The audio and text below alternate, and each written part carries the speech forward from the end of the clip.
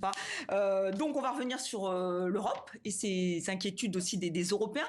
Mais est-ce qu'ils n'ont pas finalement perdu un peu de leur crédibilité? Est-ce qu'on les entend encore? Emmanuel Macron demande au président iranien la reprise des discussions diplomatiques. Il était encore en ligne avec lui hier, avec le président iranien. Est-ce que c'est possible? Oui, il y a deux éléments qu'il faut prendre en compte, justement pour mesurer cette crédibilité de la diplomatie européenne et voir à quel point elle est audible.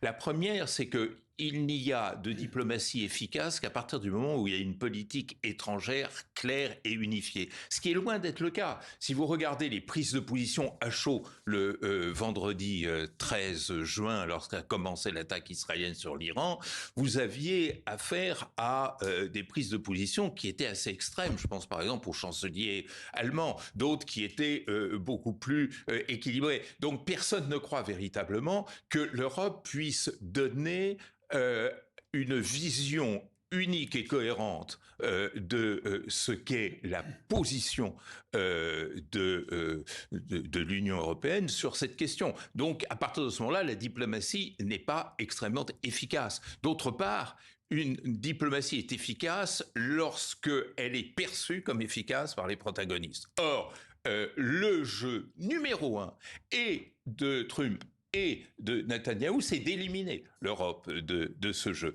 Deuxièmement, les pays de la région ont tous de bonnes raisons d'être suspicieux ou quelque peu sceptiques sur le rôle que l'Europe peut jouer. Donc effectivement, elle a un peu tendance, cette malheureuse Europe, à parler dans le vide.